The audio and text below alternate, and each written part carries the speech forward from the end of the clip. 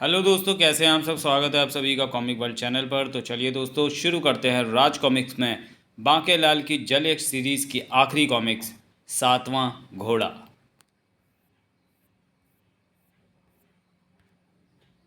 जो दूसरों के लिए गड्ढा खोदते हैं, कभी कभी स्वयं भी उस गड्ढे में गिर जाते हैं। विशालगढ़ का राजा बनने के लिए बांकेलाल हमेशा राजा विक्रम सिंह के विरुद्ध षड्यंत्रों के जाल बुनता रहा, किंतु इस बार वो स्वयं अपने ही बिछाए जाल में फंस गया। संकट का फंदा उसी के गले में आ पड़ा और इसे छुटकारा तभी संभव होगा जब बांकेलाल जलयक्ष को देगा अपने सभी 7 प्रश्नों के उत्तर। आज जलयक्ष पूछने वाला था अंतिम प्रश्न। चोर चोर, पकड़ो पकड़ो, बांकेलाल ले गया मेरा 7वां घोड़ा। शक्ति, आ शक्ति। तेरे जैसी हालत में तो लोग पानी मांगते और तू शक्ति मांग रही है। कौन है तू? ये तो जानी पहचानी सी गंध है। मैं तुझे पहचान गई, तू बांकेलाल है। किंतु तू तू तू कौन है? मैं षड्यंत्रों की रानी शड्डो हूँ। जब कोई किसी के विरुद्ध कोई षड्यंत्र रचता है तो मुझे शक्ति मिलती है। बांकेलाल, तेरे षड्यंत्र के कारण मुझे अपार शक्ति की प्राप्ति होती थी, किंतु ये तू किस चक्कर में पड़ गया? जलयक्ष के कारण तेरा षड्यंत्रकारी मस्तिष्क सुप्त पड़ गया है और इस कारण मेरी शक्तियाँ भी छीड़ पड़ गई हैं और काया जर्जर हो गई है। ये तुझे क्या हो गया बांकेलाल? अपनी शक्ति को पहचान। तूने जलयक्ष की दास्ता क्यों स्वीकार कर ली? अपने षड्यंत्रकारी मस्तिष्क को सक्रिय कर। किंतु इस फंदे के कारण मेरे प्राण तो संकट में पड़े हुए हैं शड्डो। तेरे प्राण तो इससे पहले भी कई बार संकटों में पड़े थे बांकेलाल, किंतु तूने अपनी षड्यंत्रकारी चालों से हमेशा मृत्यु को शिकस्त दी। तभी तो कह रही हूँ कि अपने षड्यंत्रकारी मस्तिष्क को सक्रिय कर कर कर कर। ओह, तो क्या मैं सपना देख रहा था? शड्डो ने मुझे नींद से जगा दिया, मुझे भी और मेरे मस्तिष्क को भी। अबे ओ जलयक्ष, हे जलयक्ष, विश्राम पूर्ण हो गया हो तो कृपया अंतिम प्रश्न पूछें। जहाँ रवि अर्थात सूर्य नहीं पहुँच पाता वहाँ कवि कैसे पहुँच जाता है बांकेलाल? अब तुझे मेरे इसी पापड़ अर्थात प्रश्न का झापड़ अर्थात उत्तर देना है। तत्पश्चात मैं राजा विक्रम सिंह को अपनी कैद से मुक्त कर दूंगा। शड्डो ठीक कह रही थी। मेरे तो जीवन का उद्देश्य ही राजा विक्रम सिंह का अंत करना है, और आज जब मोटा मुच्छड़ अपनी मृत्यु के इतना निकट पहुंच चुका है तो मैं जलेक्स के प्रश्नों का उत्तर दे देकर उससे बच क्यों रहूं? राजा विक्रम सिंह को कैद से मुक्त करवाए मेरी जूती। इस बांकेलाल की नीयत ठीक नहीं लग रही। कर्र, अभी इसे मजा चखाता हूँ। ये फंदा तो मेरे गले में कस रहा है। चेतक, क्या तुझे पता है कि जहाँ रवि नहीं पहुँचता वहाँ कवि कैसे पहुँच जाता है?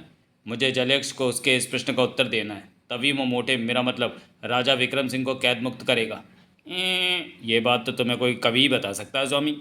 क्यों बच्चू, फंदा गले में कसते ही अकल आ गई? अब मैं ढीला पड़ता हूँ। फंदा ढीला पड़ गया। ही फंदे बच्चू, मैं जलेक्स के प्रश्नों के उत्तर तेरे भय से ही दे रहा था। प्रश्नों के उत्तर देने के स्थान पर मैंने तुझसे छुटकारा पाने के विषय में सोचा ही नहीं। अब मैं पहले तुझसे ही छुटकारा पाने के विषय में सोचता हूँ। मगर ये चेतक मुझे कहाँ लिए जा रहा है?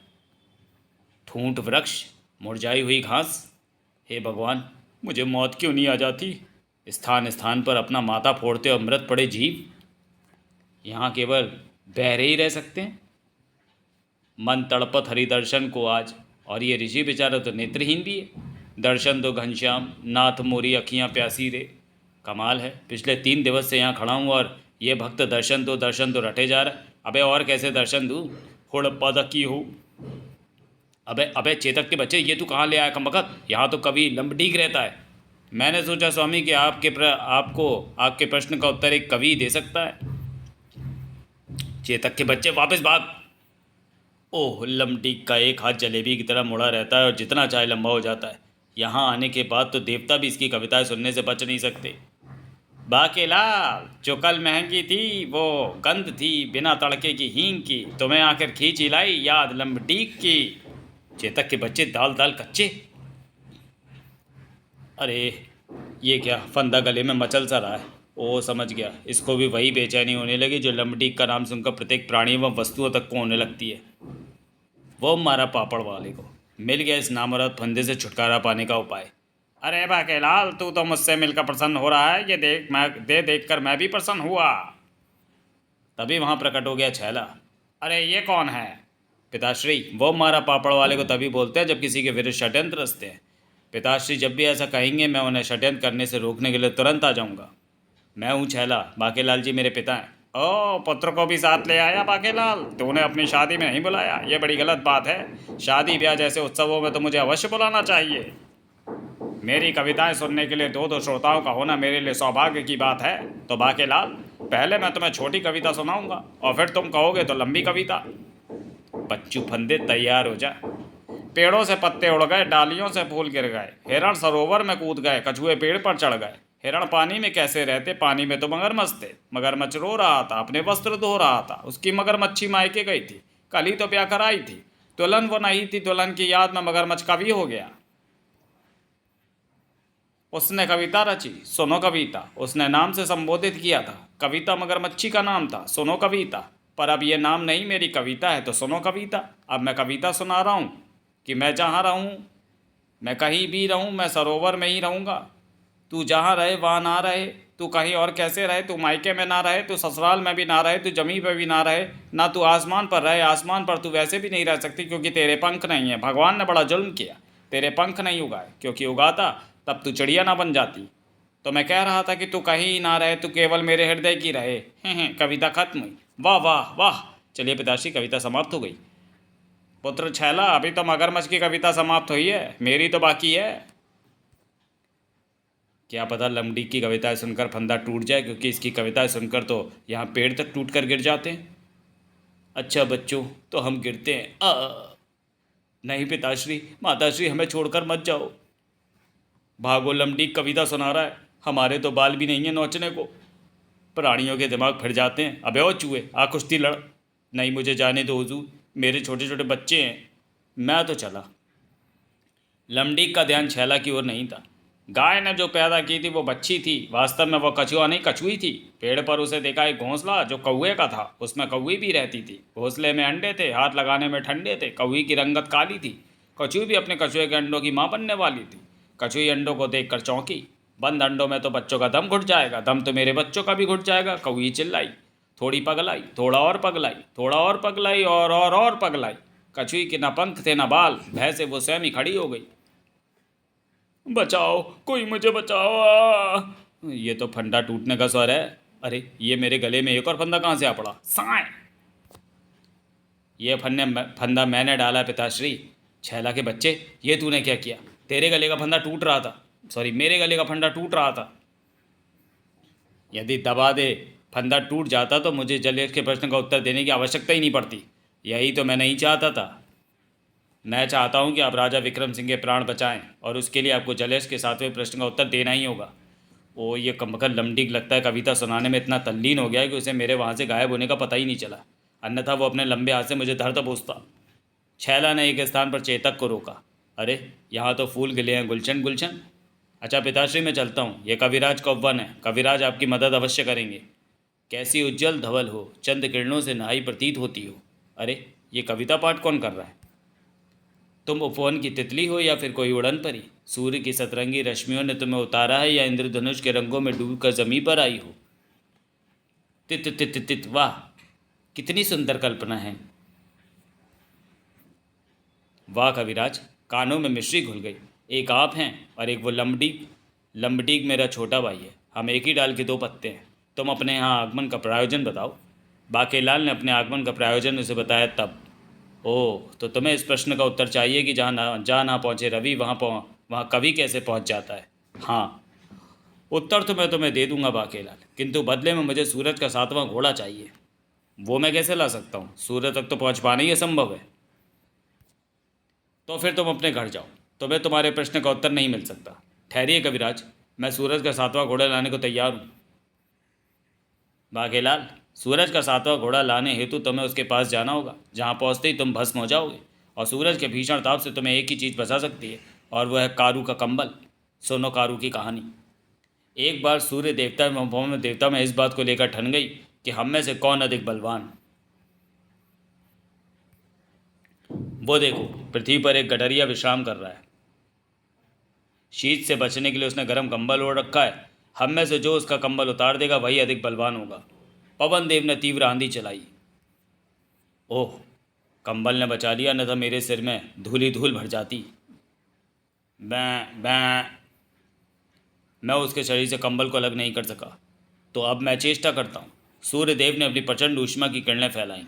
अरे, शीत में एकाएकी ग्रीष्म का एहसास हो रहा है। चिलचिलाती गर्मी से गडरिया परेशान हो उठा और अब मैं कंबल ओढ़े नहीं रख सकता। अब बोलो कौन बलवान? आप। तब सूर्यदेव ने गडरिये को साक्षात दर्शन दिए और कहा, गडरिये कारू, मैं तुझ पर अति प्रसन्न हूँ। जा, तेरे कंबल में मेरे प्रचंड ताप को भी सहने की शक्ति होगी। ऐसा वर देकर सूर्यदेव अंतर्धान हो गए। कविराज ने बाकेलाल को कारू का पता बताया। अच्छा, तो मैं जाता हूँ कारू का कंबल लाने। तुम कंबल ले आओ, फिर मैं तुम्हें सूर्य तक पहुँचने का मार्ग बताऊँगा। चेतक पर सवार बाकेलाल सीधे पहुंचा गडरिये कारू के पास। गडरिये कारू, मुझे चाहिए तुम्हारा कंबल। तुम क्या मेरी बारात में आए थे जो मैं तुम्हें अपना कंबल दे दूं? मैं ही गडरिया हूँ, ये सब भेड़ें मेरी हैं। मैं 100 भेड़ें और ख़रीदना चाहता हूँ। उनके लिए मैंने एक और बाड़े का निर्माण भी कर लिया है, किंतु पिछले कुछ दिनों से कोई दुष्ट पशु मेरी भेड़ों को मारकर खा रहा है। अब तक वो मेरी 5 भेड़ों को मारकर खा चुका है। और बाकेलाल, जब तक भेड़ चोर पकड़ा नहीं जाता तब तक मैं 100 भेड़ें और नहीं खरीदूंगा। बाकेलाल, मैं तुम्हें अपना कंबल दे सकता हूँ यदि तुम उस भेड़ चोर का पता लगाकर मेरा ये संकट दूर कर दो। कंबल तो मुझे चाहिए ही। इस कमबख्त कारू की बात मानने के सिवाय मेरे पास दूसरा कोई मार्ग नहीं है। ठीक है, मैं उस चोर का पता लगाऊंगा। पहले ये बताओ कि तुम्हारे पास कितनी भेड़ें हैं? पहले 105 थी, किंतु अब 100 रह गई हैं। अवश्य किसी मांसखोर पशु के मुंह भेड़ों का खून एवं स्वाद लग गया है। मुझे उस पशु का पता लगाना होगा। सबसे पहले इन भेड़ों की गिनती करता हूँ। 1 2 मैं, और ये 101। अरे, कारू तो कह रहा था कि भेड़ें 100 हैं। ओह, इसका तात्पर्य ये हुआ कि इन भेड़ों में कोई चालाक भेड़िया भी छुपा हुआ है। भेड़ की खाल में छुपे उस भेड़िया को ढूंढने के लिए मुझे युक्ति से कार्य लेना होगा। लो, ले घास खा। अब बाड़े में जा। इनको दूसरे बाड़े में बेचते हुए मैं इनकी भेड़ जैसी बोली, चाल ढाल और घास खाने के तरीके की जांच कर रहा था, किंतु आश्चर्य है, सभी 101 भेड़ें भेड़ों के समान ही बोली। सभी ने घास भी खाई, और तो और घास पर लगे जमाल गोटे के सेवन के पश्चात सबने भेड़ों जैसी मेंगनी भी की। मैं बहन, मुझे मेंगनियाँ लग गईं। मुझे तो आज घुली हुई मेंगनियाँ हुईं। बाकेलाल, कुछ पता चला उस भेड़ चोर का? चोर शीघ्र ही मेरी गिरफ्त में होगा कारू। ये मानव कितना भी चतुर सही, किंतु ये कभी मुझे खोज नहीं पाएगा। मैं हूँ भेड़ की खाल में छुपा भड़का भेड़िया। मैं भेड़ों की आवाज़ निकालना जानता हूँ, घास भी पचा लेता हूँ और भेड़ों की मेगनियाँ भी अपने पास जमा रखता हूँ। उन्हें पीछे से बाहर फेंकता रहता हूँ ताकि किसी को कानो कान भी मेरे भेड़ होने का संदेह ना हो। अब रात्रि गिरते ही फिर एक भेड़ मेरे पेट में होगी। मैं इन्हें संध्या चाल करवा कर लाता हूँ कारू, इससे इनकी घास पच जाएगी। बाकेलाल, आगे तो खाई है। मेरी भेड़ें एक एक करके खाई में गिर रही हैं। भेड़ों में संकट को भापने का बोध नहीं होता, इसे भेड़ चाल कहते हैं। अर्थात एक भेड़ के पीछे पीछे सभी भेड़ें खाई में गिर जाती हैं, किंतु मेरी सारी भेड़ें तो खाई में गिर गईं। नहीं, ये खाई नहीं, केवल कुछ हाथ गहरा गड्ढा है। तुम्हारी भेड़ें सुरक्षित है। मैं तो भेड़ चाल से भेड़ की खाल में छुपे भेड़िया का पता लगा रहा था, किंतु भेड़िया बेहद चालाक है। वो भेड़ चाल वाली योजना में नहीं फंसा। आज रात में उस भेड़िया का पता अवश्य लगा लूँगा कारू। रात को चांद निकलती। बाकेलाल, भेड़ियों के समान रुदन क्यों कर रहा है? रुदन के स्वर में एक और स्वर आ निकला। ओह, यह अवश्य भेड़ की खाल में छुपे भेड़िए के रुदन का स्वर है। बाकेलाल ने तुरंत बाड़े में प्रवेश कर उस भेड़ का अंत कर डाला। खचाक! बाकेलाल, तुमने मेरी भेड़ को मार डाला। ये भेड़ नहीं कारू, बल्कि भेड़ की खाल में छुपा भेड़िया तो जो तुम्हारी भेड़ों को मार कर खा जाता था। ओह, तो दुष्ट भेड़िए ने यह चाल चली थी। बाकेलाल, वादे के अनुसार अब मैं तुम्हें अपना कंबल दे रहा हूँ। धन्यवाद।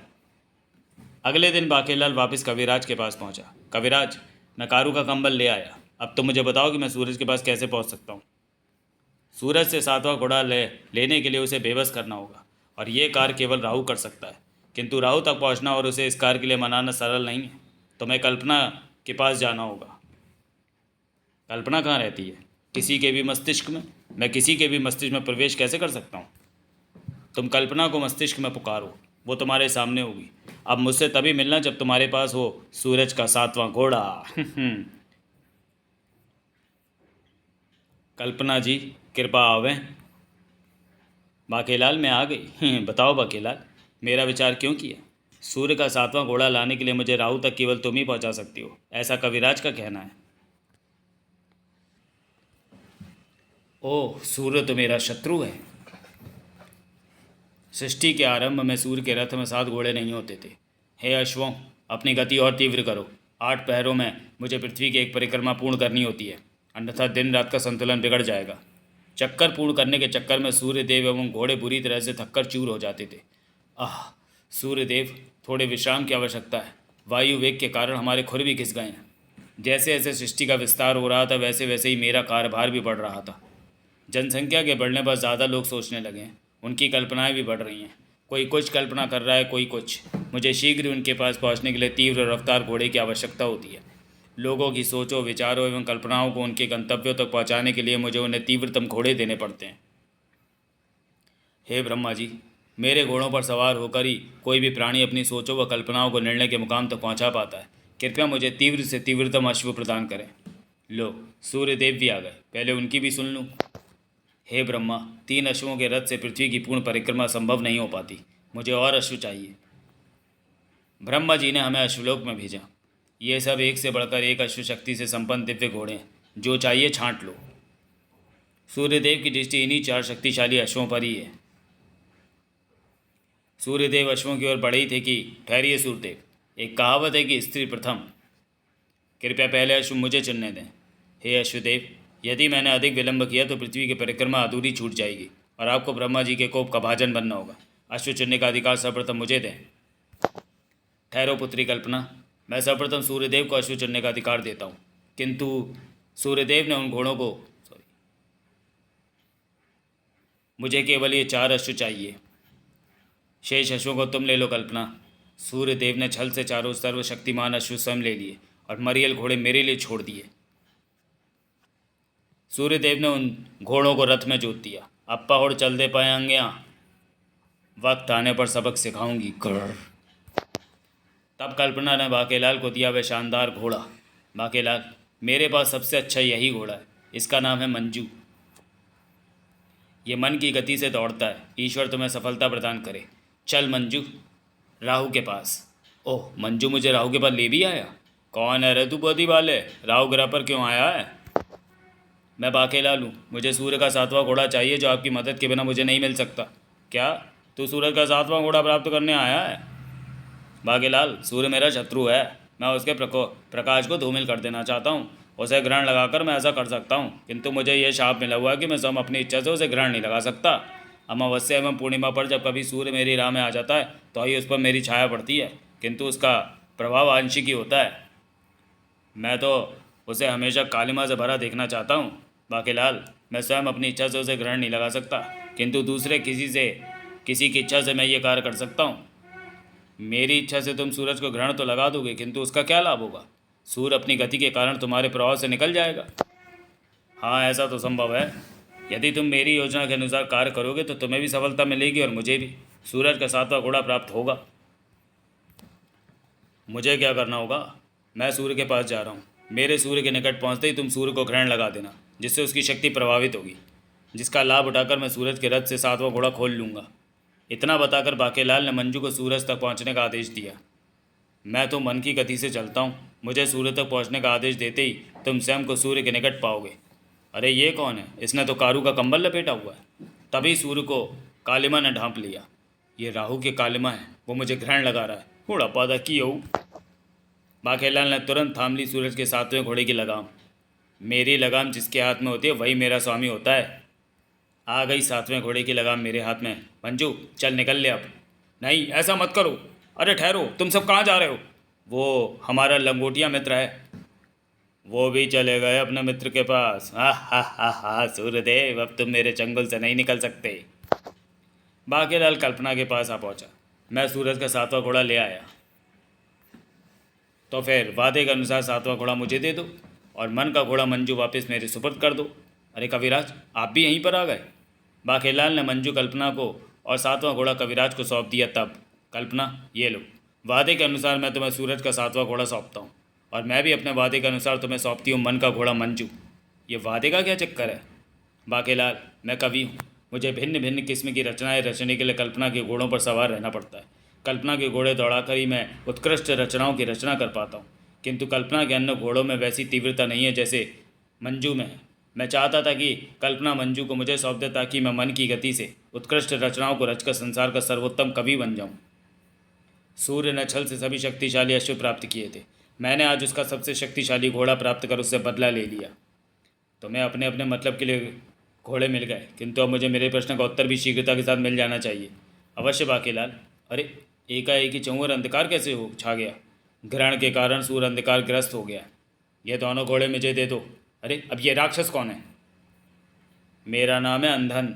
अपने अंधेपन के कारण मैंने संसार की बड़ी ठोकरें खाई हैं। मेरे न सावन भादो फिर भी मेरा मन प्यासा। बचपन से यही गीत गाकर बड़ा हुआ हूँ। मैंने नेत्र ज्योति देवी रोशनाई की आराधना की। रोशनी, रोशन तुम्ही से दुनिया, रौनक तुम्ही जहाँ की। हे देवी, कृपया इस अंधे दियों में रोशनियों की बाती डालो। रोशनाई मुझ पर प्रसन्न हुई। वत्स, मैं सूर्य से घना प्रेम करूँ सूँ, किंतु उसके तेज के कारण मैं उसकी ओर दृष्टि भी नहीं उठा पाती। यदि तुम मुझे सूर्य तक पहुँचा दो तो मैं तुम्हारे अंधे दियों में प्रकाश की बत्तियाँ प्रज्वलित कर दूंगी। अब मेरे पास है मन का घोड़ा मंजू, सूर्य के तेज से रक्षा करने वाला कंबल और सूरज का सातवां घोड़ा भी। किंतु इस समय तो सूर्य को ग्रहण लगा हुआ है, ऐसे में सूर्य के निकट जाना अशुभ होगा। ये तो रोशनाई के लिए और भी शुभ लग्न है, क्योंकि रोशनाई सारे संसार की नेत्र ज्योतियों का भंडार ले जाकर सूर्य को दे देगी, जिससे उसका अंधकार दूर हो जाएगा और सूर्य प्रसन्न होकर उससे विवाह कर लेगा। होड़प्पा चलते पाएंगे। रोशनाई सूर्य के प्रेम में पागल हो गई है। यदि रोशनाई ने ऐसा कर दिया तो सारे संसार के प्राणी अंधे हो जाएंगे, हम भी। उसे रोकना होगा। किंतु अंधन तो मन के घोड़े पर सवार है, उसकी गति का कोई सानी नहीं। उसे संसार की कोई भी शक्ति नहीं रोक सकती। तभी देखा, तुम लोगों की भूल के कारण कितना बड़ा अनर्थ होने वाला है। किंतु तुम क्यों आ गए? अपने मित्र की रक्षा के लिए। तो अब क्या करें? हमें अंधन का पीछा करना होगा। किंतु पृथ्वी पर चलने के कारण हमारे खुर घिस गए हैं और हम में और एक कदम भी चलने की हिम्मत नहीं बची। घिसे हुए खुरों पर नाल लगाई जाती है। यदि तुम्हारे खुरों में नालें ठोक दी जाएं तो उनकी शक्ति पहले जैसी हो जाएगी। किंतु हम सूर्यदेव के घोड़े हैं। सूर्यदेव के प्रचंड ताप में साधारण नालें पिघल जाएंगी। हमें दिव्य नाल ही लगाई जा सकती है। दिव्य नाल कहाँ मिलेगी ये तो हमें नहीं पता। जो वस्तु संसार में कहीं पर भी नहीं मिलती वो एक ही स्थान पर मिल सकती है, कल्पना लोक में।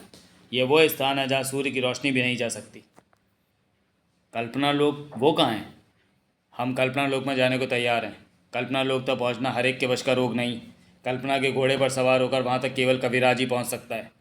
मेरे घोड़े केवल वही दौड़ा सकता है जिसके पास कुछ भी रचने की उच्च कल्पना क्षमता हो, और ऐसी क्षमता केवल कविराज के ही पास है।